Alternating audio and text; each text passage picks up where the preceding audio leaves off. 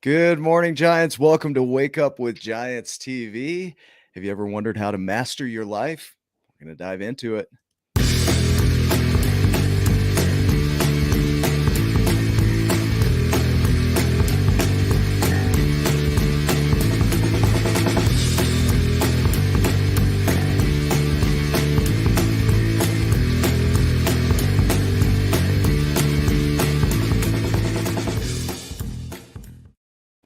Good morning, Giants. We're going to dive in pretty heavy here. Ryan Morris is working on his technology. He was on, but there's no audio. So he's working on that now.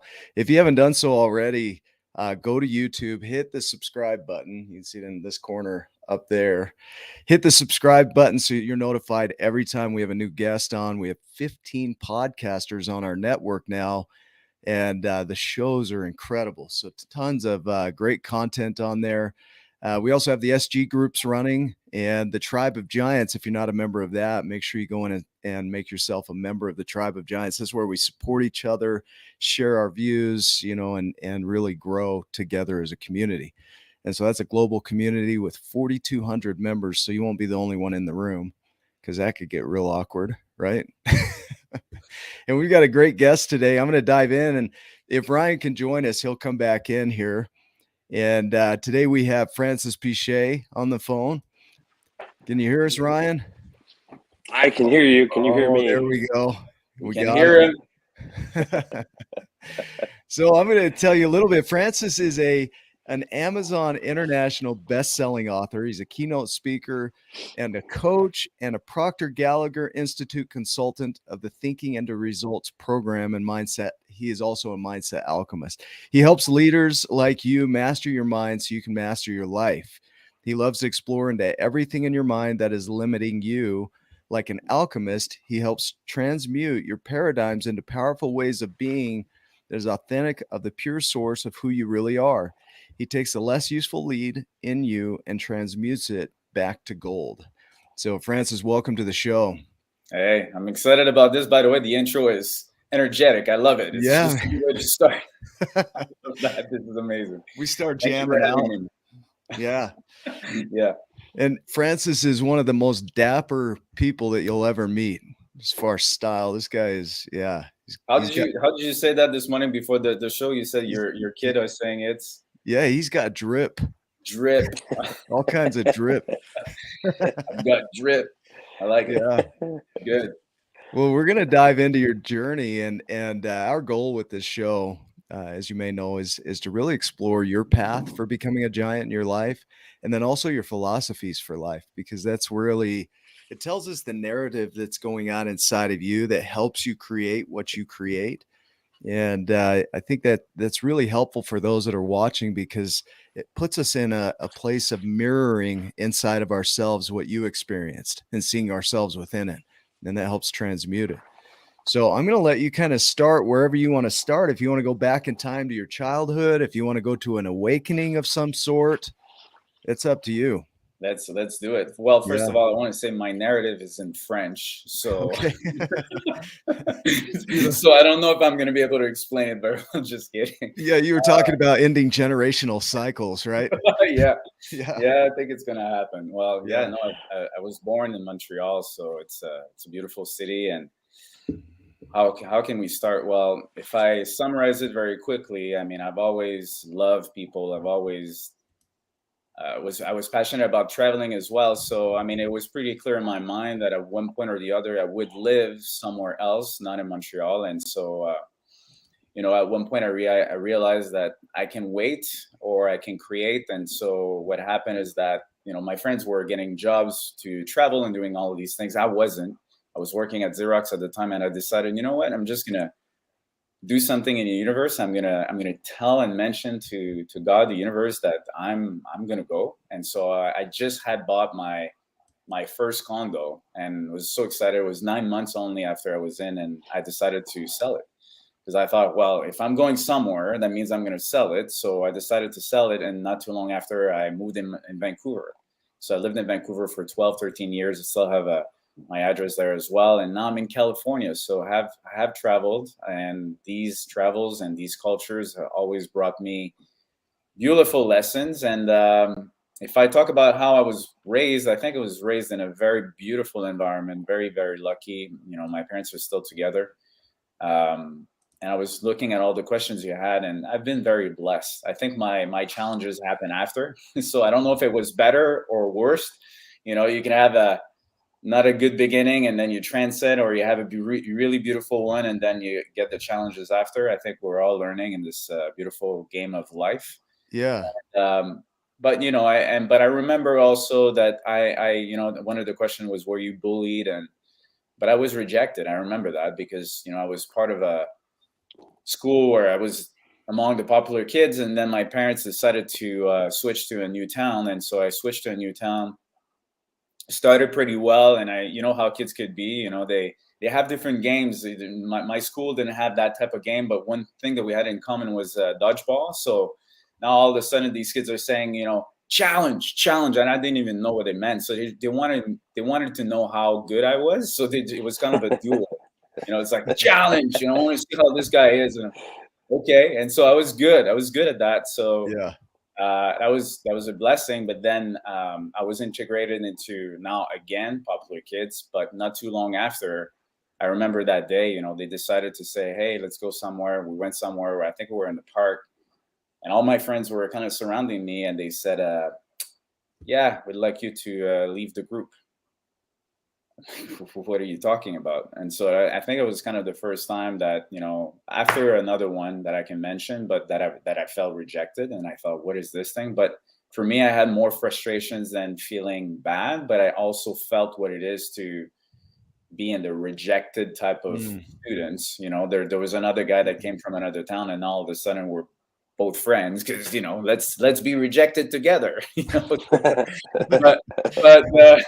But the good news is that I knew that I would go into high school in a year and a half after, and so I would meet my previous friends. Most, the chances were high, but it was something that I went through, and I've been blessed because I remember that one time that I was bullied.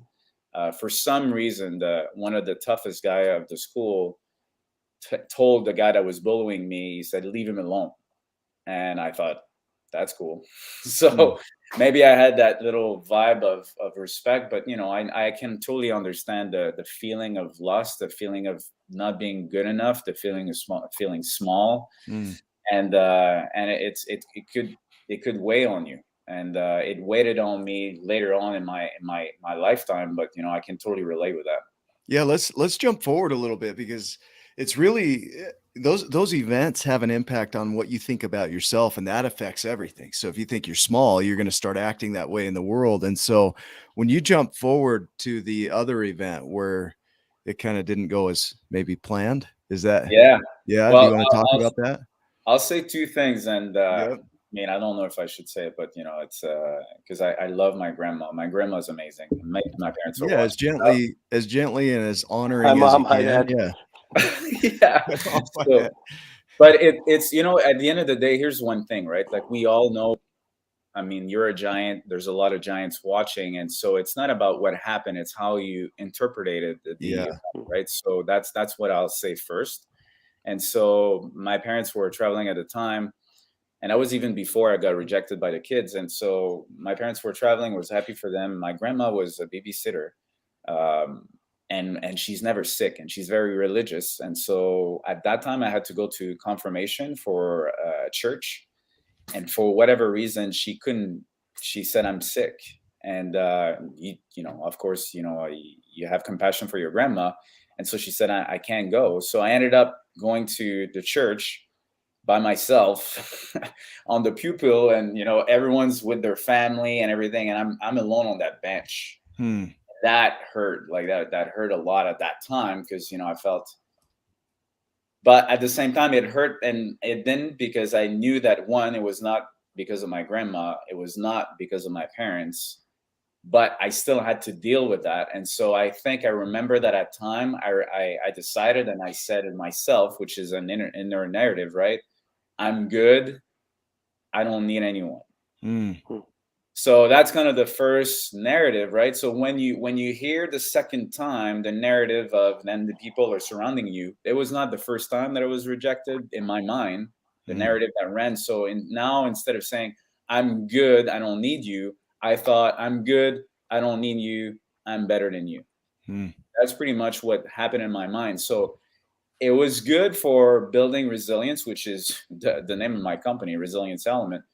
But at the same time, at one point, it doesn't really serve you, because we need people, and you can't do everything by yourself. And so one of the events that happened after, which caught me a little bit by surprise, and I think that's the one that really started my spiritual journey and personal development, is that I was very ambitious when I was young. I wanted to go to study internationally, and I did. I went to Sweden. I did a trade mission in Argentina. I got a great job for an international company. I had a good salary. Everything was really doing well, and I was about to get married. And I started a new job. It was the first job that I got. I did it for the money. I wasn't very happy. Got the bonus, which was a mistake to do it for the money at the time. We can talk later, but. So I'm starting this new job. Xerox going to sell. That's going to be great. This is a place where I'm going to learn how to really sell. They're amazing at what they do. And 2 days or 3 days in, first off, I lost the computer that they gave me. So I'm starting to build a little bit of anxiousness. It only took up like 6 rooms. The Xerox computer, So because I went to with my previous colleague, and I don't know why, I had a new car, like everything was going well, right? So the day after, I opened my trunk and the bag is gone, and I'm thinking, what happened? So now 2 days later, I have to go back to the IT department and say, the computer you gave me, somebody stole it, and I'm thinking, well, I'm on probation, I gotta perform now, because this guy just came in and left the computer. Great, awesome, Francis. And then the day after, I come home, my fiance is waiting in the living room at the time, and she said, I want to talk to you. I said, sure, what's up? She said, I want to cancel the wedding. And that was 3 months, and we're just 3 months away from that. And I thought, what? And so in my mind, I'm a salesperson, so I'm thinking, hold on. Okay, I hear an objection here. So are we postponing? What's the date? Like, what's is it price? Is it payment? Is it me? So what I'm hearing is that you want to cancel the wedding, right? Yes. So when's the next date?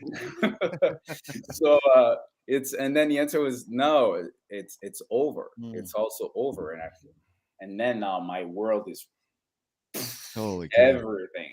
Now imagine, I was thinking I'm gonna get a new home and we're gonna finally be together. She took more time to finish school, and I remember, and it's silly, but at the time I thought, is she gonna finish university? Can we be at the same time? Can we be working at the same time? Can we build this life at the same time? And we were talking about a year, but and then all of a sudden, bam, everything's gone.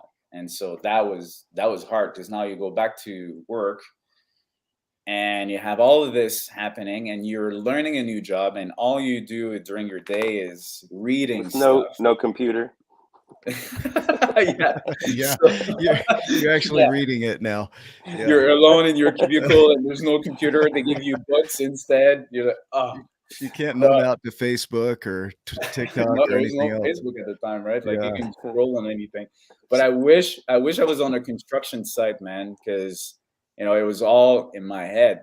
And you're learning. And so at one point I had to take a break and just speak to now a very good friend of mine. And I said, hey, I need to speak to you. She was my marketing manager. I said, and I need to go for lunch with you. And so we went. And then I said, I need to explain to you that, my marriage has been canceled. So what you're seeing right now is not the version of Francis that is the true Francis. You're seeing 70% of Francis. So I just want you to know that. And I was kind of saying, I know I'm a giant, but I'm not at the moment, and it's hard. Yeah. So, and it helped. And, next thing you know, the year after, I became the rookie of the year, but then that was not necessarily the best thing either, because I focused all my energy into something else. Well, let's pause right there for a minute, because I want to hang on this for a bit, because there's this idea that these events happen, they're impactful. Anytime there's an event that's impactful, it causes some turbulence inside of us, right? The best definition of trauma that I heard was, what the fuck was that? right? You're going along with life and it's like, what the hell was that? Right? And then there's this repeating narrative of, just that you are something because of that event.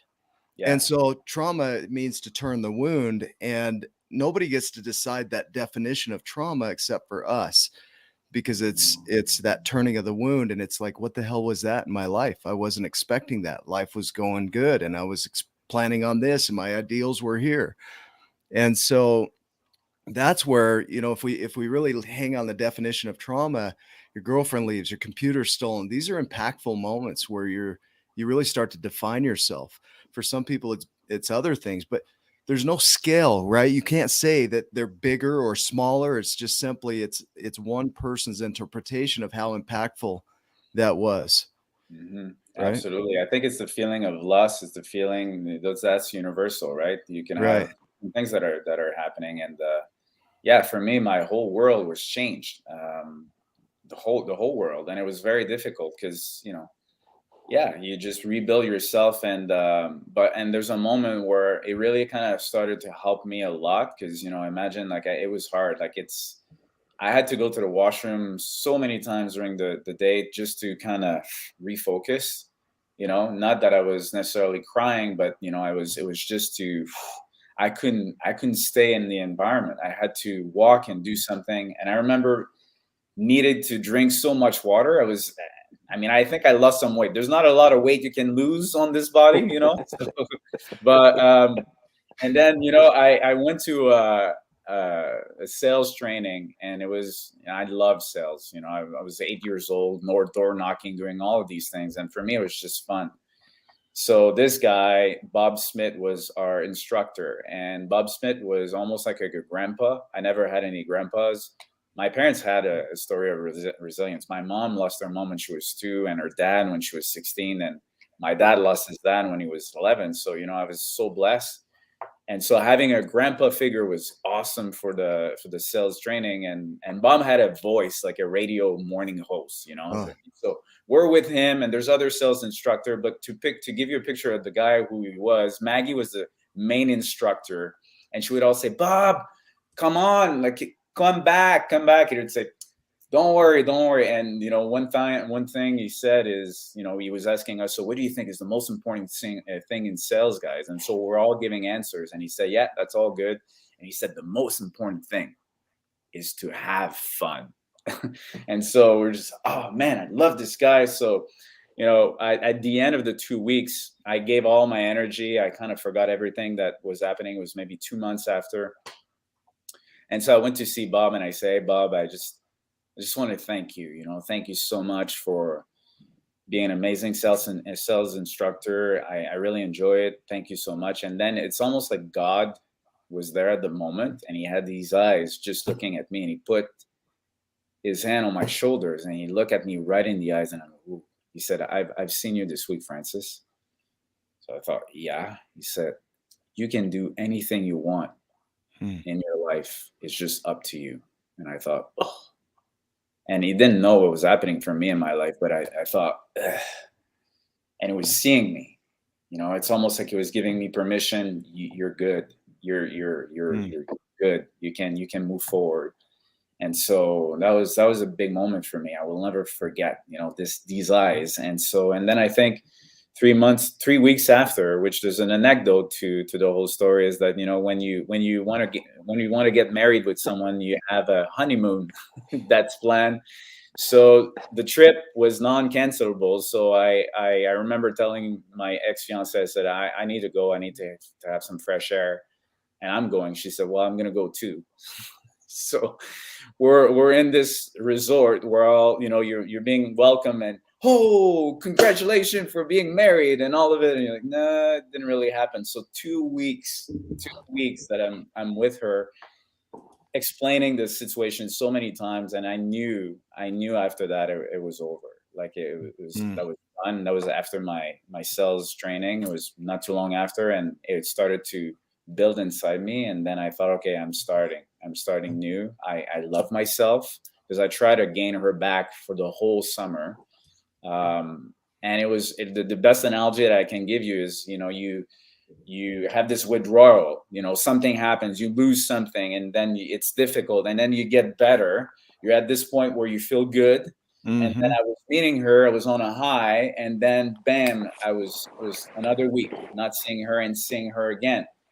So that cycle of roller coaster and energy loss, and oh man, it was difficult. And then I thought, okay, I'm done. And so here's the thing. I think that we all have this capacity to let go. And suffering is really about how long do we want to prolong it? Because we all have that choice at one point that we say, you know what, I'm done. I'm going to move forward. And this moment could be years, months, minutes, or second. And then I knew for me, it's time to move on. And that's what I did. Yeah, that's big. So like you reaffirm your suffering, right?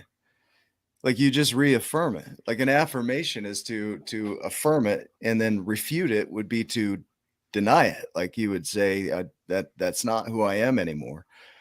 And I think of my history, there was a time where I stayed in my suffering for over 10 years, just reaffirming and reaffirming and reaffirming, feeling like there's no way out, but continuing to retell that story that I'm broken, and it's so easy to do that we don't even realize we're doing it, but we want it to change, but we don't know how to change it, right? You're in this emotion. Can you speak to that? Yeah, absolutely. I agree. I mean, go ahead. I had this 10-year. I mean, I think I just came out of a 10-year period, to be honest. Yeah. I mean, it's funny how, but then because there's different cycles, right? You're in a cycle, and sometimes you have different stages. Like you said, you can deny it, and then you can start to accept it, and then you can be frustrated about it too, right? So for me, over the last 2 years, it was a huge lesson of self-love and also forgiveness of the decisions that I made, because it takes a lot of, I think, courage to leave a place to go to another and invest heavily into making it happen. So for me, I'm in the United States at the moment because I created the way of being here and having a visa, an investor visa, and everything. And to do what I do right now, I had to, at one point in 2012, sold my condo. And I had a really good job, sold my condo to give myself the permission to dream more. But then fear showed up pretty fast, and then I met someone that was in real estate and decided to go in real estate, which is not an easy gig. Mm-hmm. I mean, I was 7 years in it, and, you start to pay money even before you get paid. You get a listing, and you invest in the listing, not knowing if it's going to sell or not. And, of course, people would say right now everything's selling. But when you're in a buyer's market, that's not always the case. And that's where I started. But the point is that I made a lot of different decisions, and it affected me financially. And then you start to be feeling small, and you feel not good enough. And but that good enough, this is what I've realized, is not something that necessarily happened because of the event. It was always dormant. And that could have been just when, I was rejected by my fiance or by my kids, the friends. And then you realize with a lot of personal work that that's not even about you. They were in their own they were in their own world. They didn't even think about you, to be honest. Like, they really thought about themselves. And so it had nothing to do with you. And so there's a lot of beautiful lessons of self-love, accepting the decisions that I made.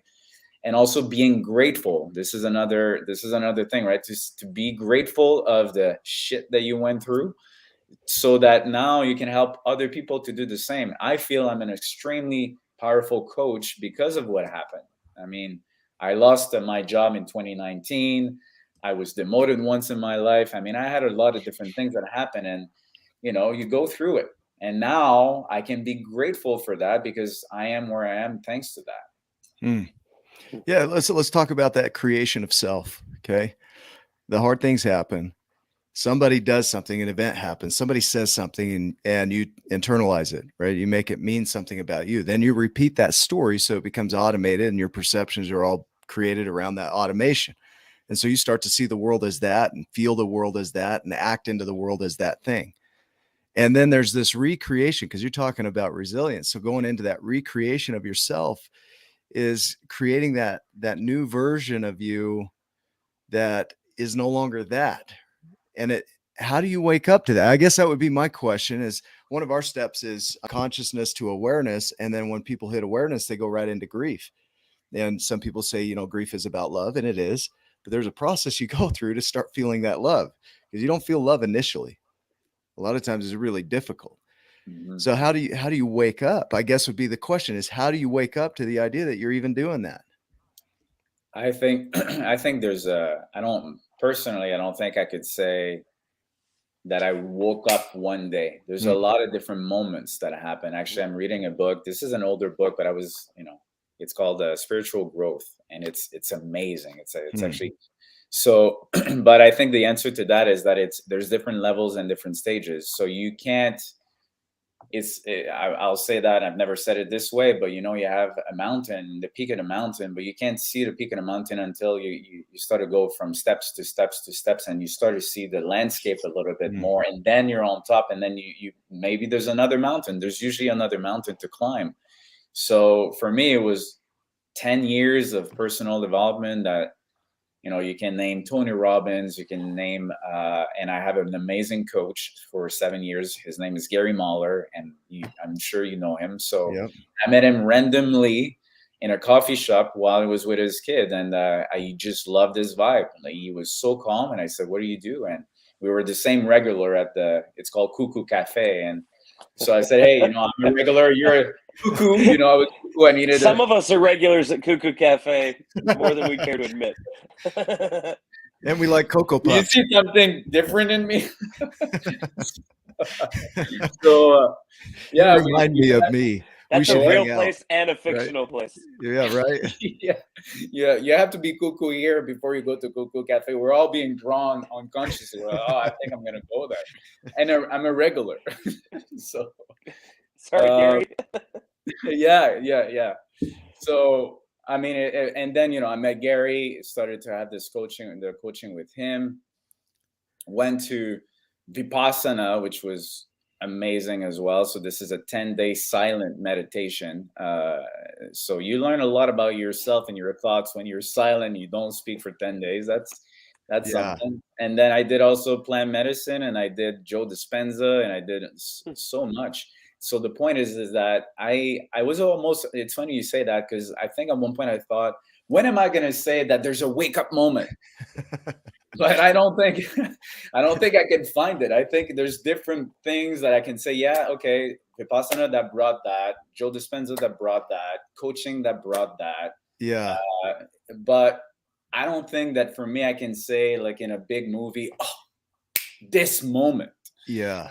And it was frustrating for me, to be honest. But I just realized that there are different things. I think I'm at a rebirth moment right now, because my rebirth moment and the way that I started to recreate, and I'll tell you, and I think it's going to answer your question, a long answer, is that I think I've tried so many different things, and I forced the matter, meaning, you feel that if it's not happening and if God's not helping you, well, you're going to do it, and then you do it yourself and you force the matter and it doesn't work. You get frustrated, and then you try another method, to a point where you have to really surrender, to a point where you really understand that it was all, like you said, your narrative, your small talk inside, that now that you see that this is the reason that it created everything, you realize that you also have the power to create a new narrative, because you were just ran by it. So once you understand that, now I can be whoever I want. And you guys know, we've read the book The Ultimate Coach, which is all about the way of being, and you can create yourself every day. And so it takes time to create this and go into your subconscious. I felt for a while that I had a jackhammer. I had to go bang, bang, bang, bang, bang, remove the concrete walls of my beliefs. And thank God, maybe the thinking into results that I'm doing right now with Bob Proctor, and all mixed together with everything, I realized that we really do have, one, the power. Everyone's got that power of creation, because that, the trees are being grown by itself. There's a lot of things that are happening. Our heartbeat is natural. We don't need to do anything. So the power of creation is already available. So now that we know that, we can also create with our thought, our way of being every day. And I'm at this point now that I understand it. And I'm at this point that I'm going to let go of my desire to control everything, because I've realized that many times in my life I was guided and I didn't have to do anything. And now I surrender to it. Yeah. Define that word for me. Surrender. So surrendering, there's two, I'm going to say another, there's a book that's called The Surrender Experiment. This is a very, very good book. And at first I thought, man, this is great. This guy was able to go from this point to this point, wanted to meditate, ended up building $1 billion business, was sued by the FBI for 6 years, which led him to write the book Untethered Soul. So you're thinking, man, when you trust life and you let life flow, letting life flow is surrendering, I think, when you don't force the matter. But here's one thing that Michael Singer, the author, said that for me took me a while to understand. He said, you leave your preferences aside. And I read another book not too long ago. It's called The Practice. And the guy was talking about the surrendering in terms of choiceless surrender, which means that now that I've done the thinking into results, I understand, and with everything that I've done, that emotions are conditioned, because that's how we react immediately. So if you put those preferences and if you put the emotions that are conditioned, now you start to have a choiceless surrender. So now you're using your intuition, or you're using God, and you would just be in stillness and say, so if I put my preferences aside, if I put my emotions aside on that, what should I do? What's my intuition telling me? And usually that's more of our higher self, or the giant self, maybe. Yeah. And then we get an answer. And so I got an example for you that 3 weeks ago, I had some friends that were doing a cacao ceremony, and it was in Topanga. This is an hour and a half away from me, and it would end at 10. And I thought, or 11 at night. And I thought, I don't want to drive an hour and a half twice, and that's going to be 3 hours. My preference, I don't want to do it. But then after I read this book, I decided, okay, I'm gonna use this technique, and I'm gonna surrender, choiceless surrender. Let's say I don't care, it doesn't matter to me. I put that aside. What should I do? And then the lead was, in the morning of that day, go. So I said, all right, I'm gonna try this. And so I said, I know it's kind of last minute, and I understand it. If I can't come, it's fine, but I'd love to come. And she said, please, please. And then I ended up meeting 3 people that will be instrumental for the project I'm working on. So now you realize life is pretty simple when you don't try to control it. What you can control, though, is how you react to certain or respond to some situations, and you can create your way of being. But then there's going to be things that are happening based on that now you play with it, and you surrender, you let it flow. That's beautiful, man. That was good. I think, impactful moments in life, when they do hit you, things happen, whatever it is. It's, I have a client who's going through a death of a family member. There's amputations, people in our group that have amputations or are paralyzed, or you're going through a divorce, or whatever is impactful. It's that WTF moment, right? That creates that trauma, whatever that is, it can have an impact, and you might react to it. You might have this natural preference that comes up in that situation that just responds. And some of that, like you said, is conditioned in. Some of these emotions are conditioned in. And then there's a chance to really slow down with it. So when that all passes and you start to kind of soothe into it, there's a chance to really create it at that point. Like, yeah, that happened. Maybe there's some cleanup to do, but the creation that I'm creating is this. And that's where you render over of letting go of your preferences in that creation, right? Which is a really unique way to do it, I think, because now you're lending your preferences. You're just laying them down, and you're saying, what does my higher self know? What does my source know? My God, whatever it is for the person, because we have people in our group that are pagans, atheists, Christians, all kinds. Yeah.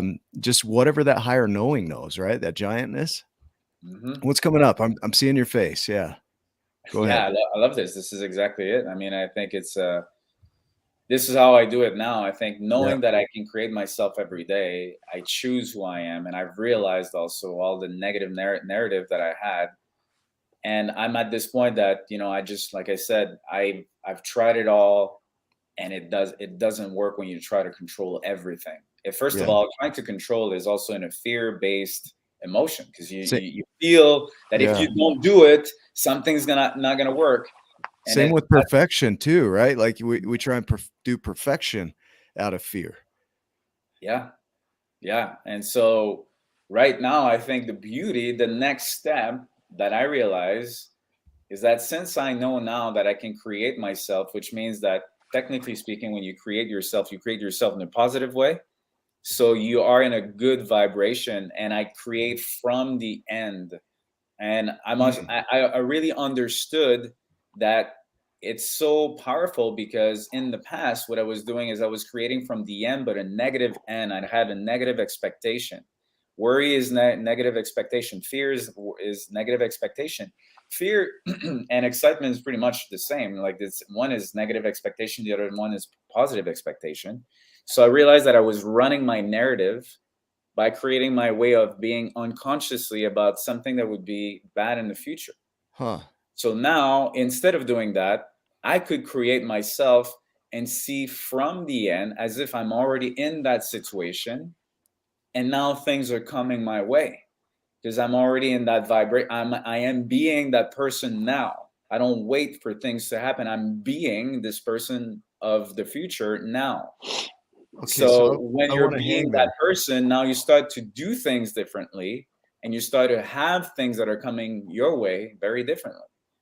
And it's a practice. Here.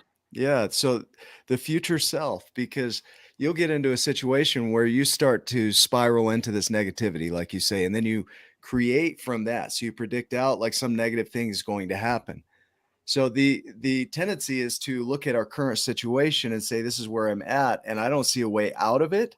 And so the only thing you do is predict out of it in the negative form. So you predict the same thing happening again.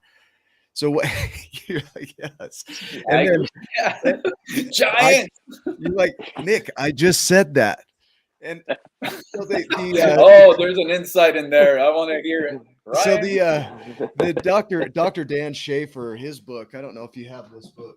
Click. Dr. Dan Schaefer, he's a really good dude. I was introduced to him by Joe Perone.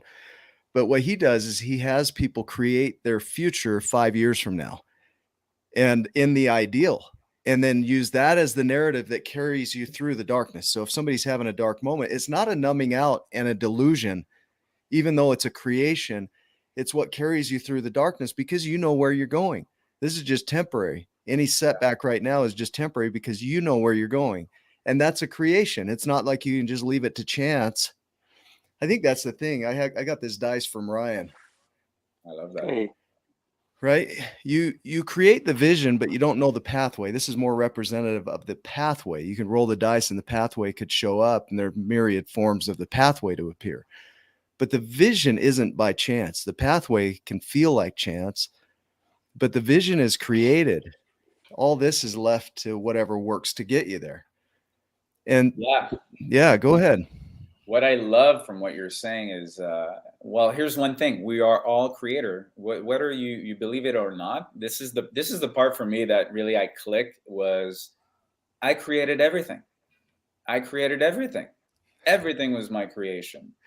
Yeah. So if I know that my existing results are the reflection of what I thought, then, because it seemed a little bit woo-woo for me to think, I'm going to be my future self, and I'm going to think from the end. And because I'm thinking from the end, I'm going to start to attract these things. But then once you realize that actually right now, all of us, what we have in this life, in this moment, our existing results is a direct reflection of what we did the same way. Yeah. How we were being. Now that we understand that, this is great. So now we just know that we can create something amazing and positive, and I'll give you an example. I mean, at the lowest point for me, when, finance was not easy, and I can understand that, which now I'm very grateful, because I can see what it is when you're traumatized by not feeling you have enough money, and you go to a grocery store, you don't know if the card's going to work, and you feel that you can be embarrassed and all of that. This is awful feeling, so bad. And then you run this narrative, and that being fearful is not serving you. And so at one point you can even go to a store, but if you really have this sense of confidence in you, if you really have this sense of I'm worth it and I'm a giant, and that you trust and you have faith in God or the universe, then you know you will be taken care of. But that's a leap of faith, right? Because now you would be confronted to go to the store, and now let's say the blueberries are $7-8. You're like, ugh, I don't know if I really want to buy that, because I don't. That would be stupid. But then unconsciously, really, what you're saying is that I don't believe that I'm going to have the money in time, or that I'm good enough to generate it. So I'm going to stay small, and I'm going to do this. Does that make sense? Yeah. And it's really tricky, and I can understand, because this is not a good feeling. So many times you're like, you got to be responsible. You got to be responsible. But I'm at this point right now that I fully trust more and more that, hey, man, he's going to provide me anything that I need. And all I need to do is work on my way of being. By having this self-confidence, this confidence, I will generate it. And every time that I was able to kind of let go and be more present and have fun, which Gary would call me as the bagger, and I can explain the story, things are starting to happen. And for people that they can relate, when you go on vacation, usually you're so excited, and you just drop everything, because now you're finally going to be on vacation, and then business is starting to come, like just before you go on vacation, because you let go of everything. You're letting the space, and you're in that beautiful vibration, and then things are starting to happen. And it had, like, for me in Bali, I went to Bali in 2015. I left Bali for a month, and I was in real estate. And at the time, you're like, hey, you're going to leave your business. And while I left, I had 4 transactions. And I had to delay 3 days to go to Bali, and I didn't know why. And instead of being upset, I just decided, well, I guess there's a reason. And in that 3-day, I started contracts that were basically undertaken by other people, and I was paid 50% on it while I'm on the beach. So, and I say that, and it gives me a reminder of how that's the way of being, to be having fun now, to be this being of the future. And it is going to the gym.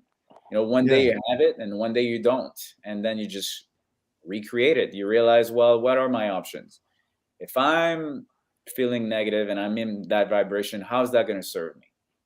Probably not. So then maybe I have to, and I have my own formula for resilience, but maybe I just have to be a little bit good on myself and give myself some self-love, or relax, recoup, do things that I love, act of kindness, help my friends, serve, something like that, to re-elevate the vibration. Yeah. Brian, did you have some thoughts on that?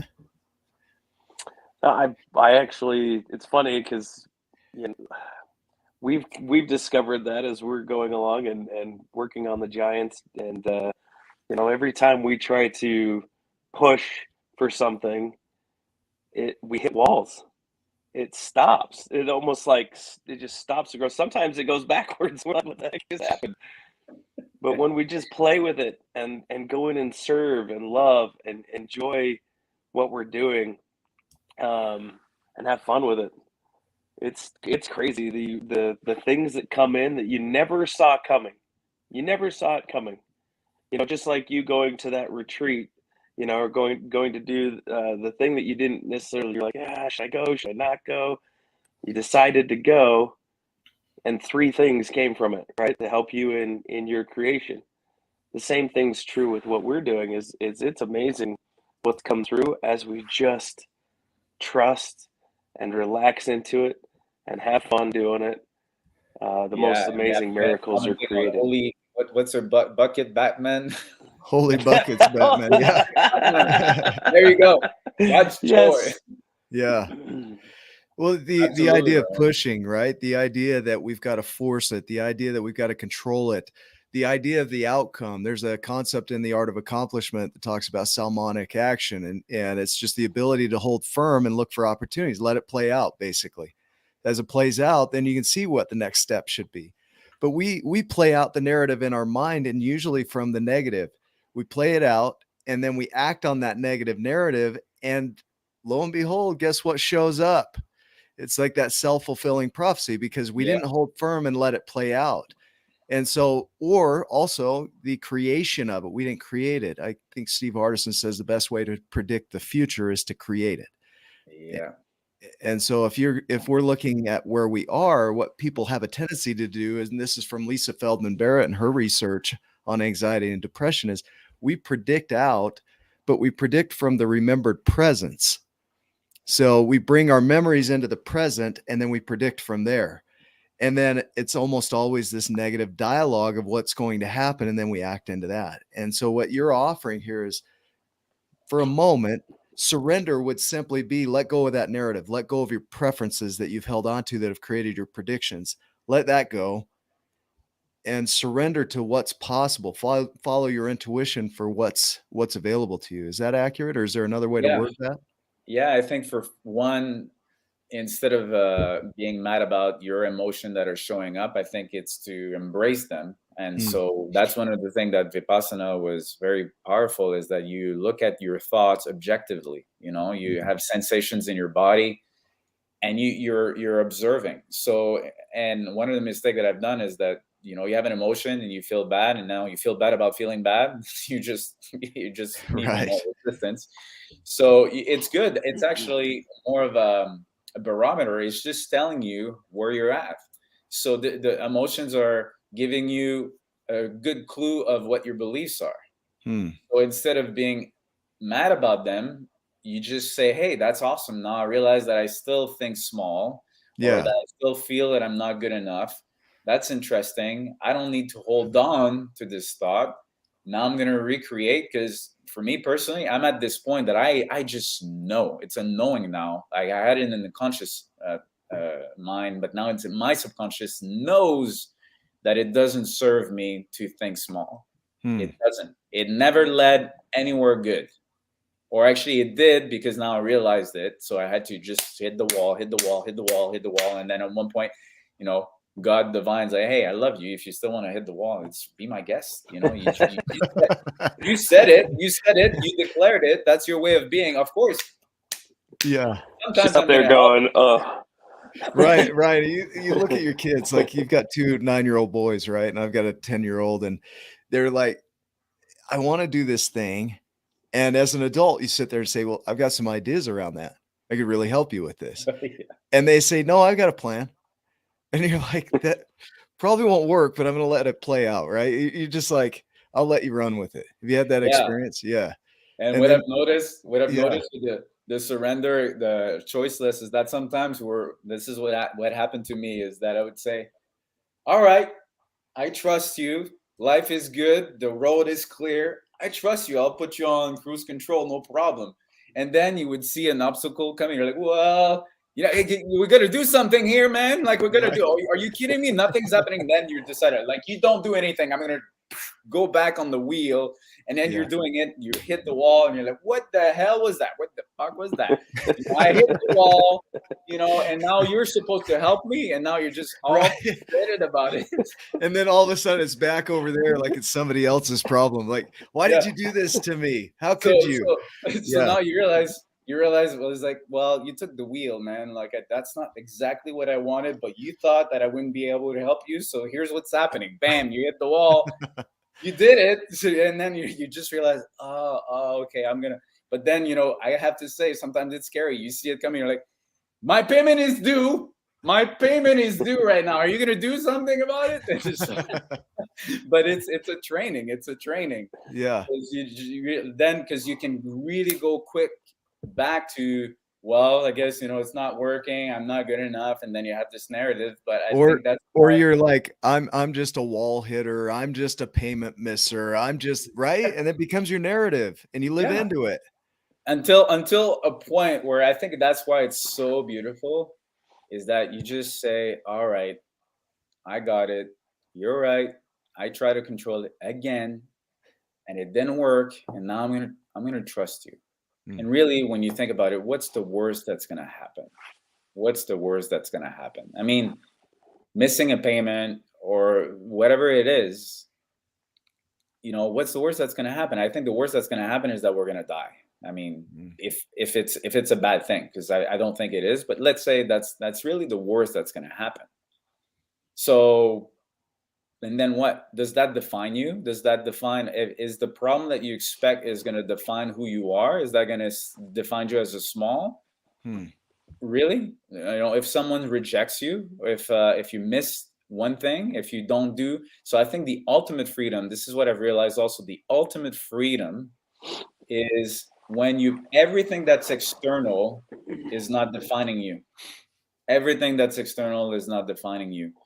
And I remember Steve Artisan saying that you could lose everything and rebuild it back in 1 year. And I get that now. That's huge. That's the power of creation.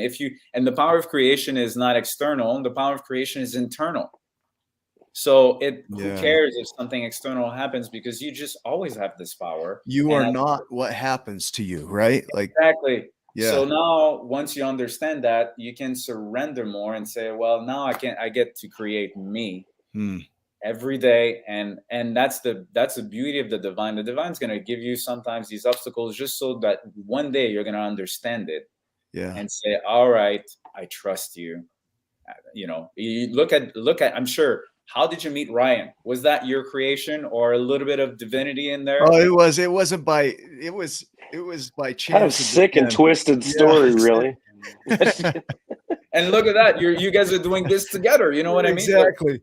It is. So do you think that there's a point where it when we're trying to control it, it doesn't freaking work.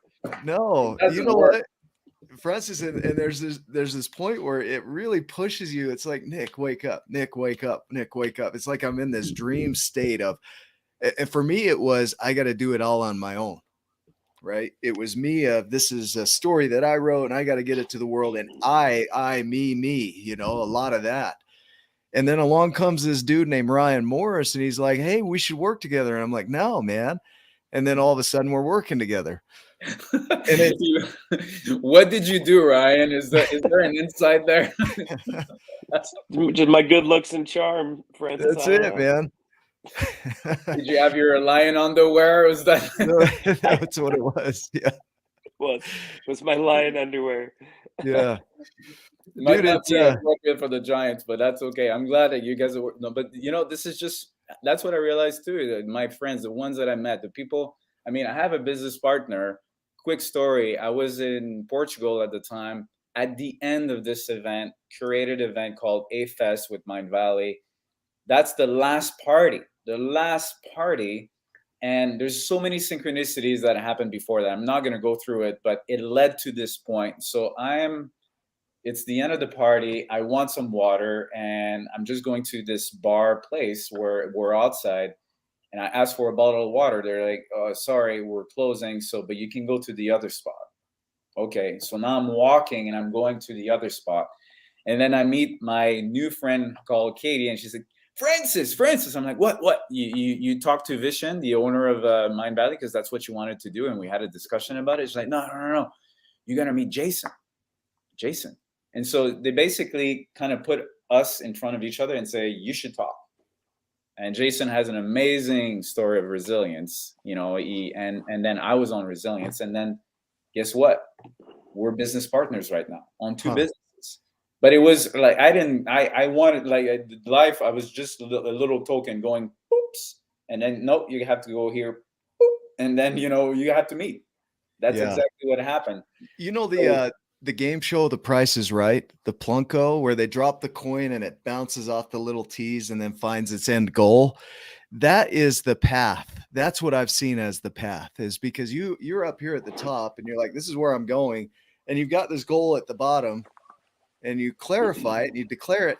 And then you think it's going to be a straight line. And then it's boop, boop, boop. Just wherever it lands within that. Yeah. This way, but not knowing that it's actually going to help you. Yeah. And so that doesn't mean that we don't have the power of creation. I think that the way that you explain it, like like I like the fact that you said you have a vision, so you can actually be in different containers, I believe. Yeah. So you have different vision, but then letting go of the outcome, having fun in the journey, boom, boom, boom, Yeah.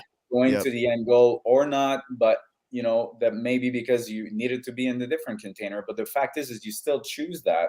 Still choose your way of being to start with. And that's a beautiful game. That's the game of life. Yeah. You know, there's a great author, Florence Shin, and she talks about it, the game of life and how to play it. Yeah. And it's amazing. I think of our creation. So you get a creation, and it was the creating of the creation that was the real fun part, right? Because you have the creation, it collects dust and then it decays. I see all these creations that were invented years ago, hundreds of years ago, thousands of years ago, and they've rusted or decayed or fallen apart. And it just represents the impermanence of everything. But the journey is where the joy is. It's that journey that really brings out the happiness and the fun and the experience and the stories and the things that you remember, like this gentleman looking you in the eyes. You carry that experience forward. The outcome might have been something else, but that experience was part of that journey.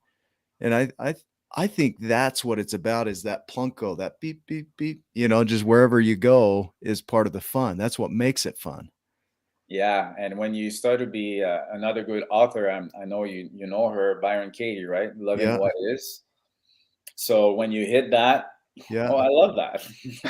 Maybe not at first, right. But then you embrace it. Right. Yeah, I guess I'm going to a different direction. Oh, I love this. Okay, well,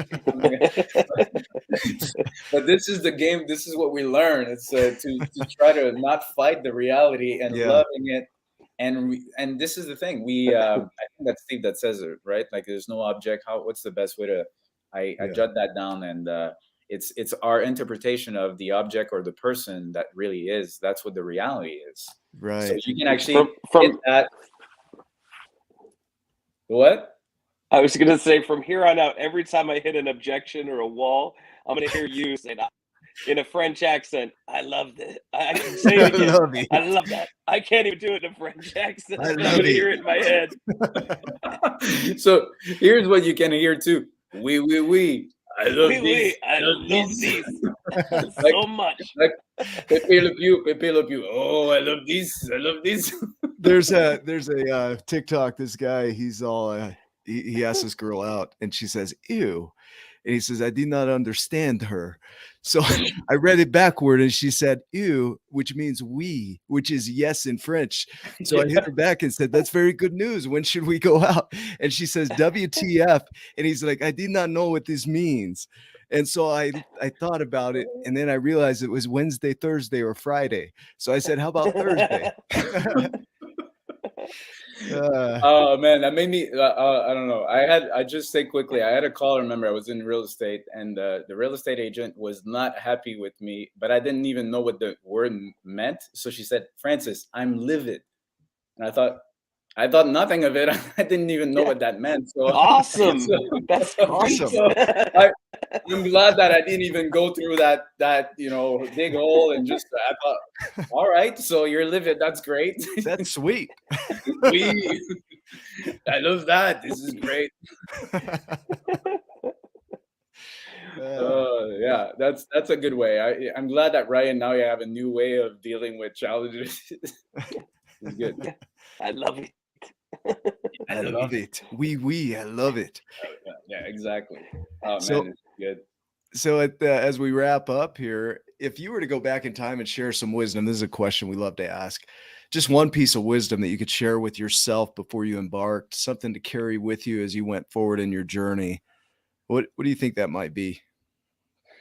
I think it's there's an element of faith and trust, and maybe saying, "Oh, I love this," love this, Francis. It's everything was there for a reason, and to understand So what I would tell myself, I would just say, relax, enjoy. Relax, enjoy, more trust, and that I think one thing that would be very useful is you have all the power in the world, and I did. Can you imagine? Like Bob Smith told me, like, you can do anything. But now I say this, and I realized I had this clue given, but I had to discover what it really meant. And the other thing is what my godfather told me when I was 16, and I didn't follow his advice, but he said, Francis, don't do a job for the paycheck. Do what makes your heart come alive. Otherwise, you'll be poor all your life. And I was 16. Like, he just told me the clue. Like, the clue, follow your heart. And if things are happening that are not to your liking, you can create anything you want. You know, you have that power of creation. And with Steve Artisan, the way of being, your document. Yeah. Yeah. Ryan, other thoughts here? couple of smarty things here. Francis, you said that when a lot of those things were happening to you, that Facebook wasn't even around. I'm like, good gosh, how old is he? Looks like he's 27. You've experienced a lot in your 27 years. So I'm going to turn 44, my friend. Oh my gosh. I think actually Facebook was invented the day it started.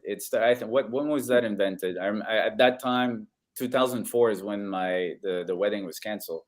I think Facebook was invented around that time. But yeah. It's like you're feeling really down. Here's another way for you to feel even more down, and some friends that might be able to connect with you in that. The life of everyone else, how beautiful it is, because that's the truth. You know, look at Instagram because that's the truth. You know. But you really hit on, like, if we've said this before on some episodes, if this was the only episode that ever existed, you couldn't watch anything else on earth. YouTube wasn't around, Facebook, nothing. There was no Bible, there was no anything. Even a book of being. There's nothing but this episode. Somebody could take that, listen to this episode, and radically change their entire life and create it and become the master of their universe. So thank you, Francis, for being here today, because your experiences have really helped me too and gain some new perspective, and then help me remember who I am, what I'm capable of, and how to do it. Brother, thank you so much. And if I may, I'll end with a quick story, because I think that's who you are as well. And I think that's who you are as well, Nick. Do I have permission for a last little story? Absolutely. And it's not, I'm going to use what Steve said. It's not about me. So do it about you. So hopefully you're going to learn something out of it, because for me, there's one job that I loved so much in my life, and it was when I was a bagger at a grocery store. And I loved it because, I was 16 years old. I was working with other 16 years old, and, the girls, and, they're good looking, and I had the clients. I was talking to them. It was fun. And, the way that it worked in my town is that I was bagging the food and talking with the clients, and everyone around was talking. It was such a social thing. And then I would bag everything and go to the parking lot and put the bags inside their car, have a discussion on the parking lot, and then run back fast to do it. And I had tips. And so it was perfect. Like, I was just living out of my tips. And, but then over time, what happened is that, for me, the way of being was I'm in joy. I'm having fun. I'm asking questions to the people, to my friend, my colleague. After a few years, like, what happened is that there's some people that would be in the lineup, and they would kind of just ask me where I'm going to be, because they wanted me to bag their food. So they were just saying, where do I go? Like, I mean, that's what it was. So I said, go here. And then, sometimes I would just pick the cashier where it was just one bag. So I said, so you're going to be able to bring that yourself? Yeah. Okay, cool. And then I was talking to the person that wanted to be with me. The thing is this is why Gary said, just be the bagger, Francis, the bagger forever without baggage. And because I was attracting that to me. The people were waiting in line to be with me. So that way of being, which I think relates to you, that's how I see you, is that you guys are so giants. That's why people are in line to have interviews with you, to read your book, because you are that bagger. You are these guys that have so much beautiful energy that we want you to bag our food. We want you to continue to be giants. So that's the story I wanted to tell you. I'll bag your food, Francis. We, I love you. We I want to add love it. one I more will bag thing. your food. Aaron Donovan shared a video the other day, and I'll post it on my wall. And it was around the idea that when you're in a conversation or in a group, you'll notice that some people start to talk louder and louder and louder, like they've got something to say. So they think the louder they talk, the more they'll be heard.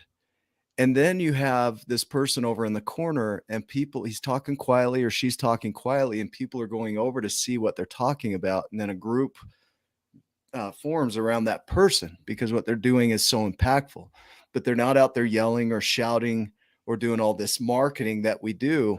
And that's kind of the idea of being the bagger, right? Is when you start to be, like you say, you start to be Francis and you start to be you fully, people get curious and they come to see you about what you're up to. Kind of like Steve Hardison, the guy doesn't do any marketing, but people are flocking to hear what's this guy up to, right? Yeah. It's not about shouting or marketing or promotion. It's about who you're being. And then that creates others getting curiosity and interest in your world. And that's what you just shared. Yeah. Beautiful, but just being you. And Steve told me many times, he said, just be you and don't be the reverse magnet. So for me, the reverse magnet is being hard on myself. And when I'm hard on myself, like I repulse myself and everyone else. But when I am me and be split pea, no more pea soup. So you just be you. And so that's what I wish for everyone, is to really understand that, trying to be anyone else, like Steve would say, everyone's already taken. So just be you. Yeah. And when you're going to be that person that attracts everyone to you because you're just you. You're not trying to pretend. And that's beautiful. You're not forcing the matter. You're just being you. Steve calls us triple F. This is for you, because of the F word.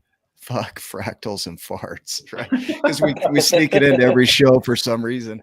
And so Steve, perfect timing. Triple F, right? So the fractals were snuck in, and I didn't have any farts for you. Sorry. The fun came naturally, and so did the F word.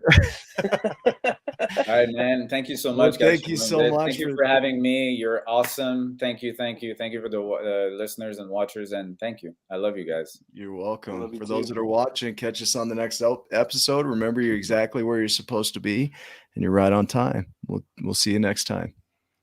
Love you too.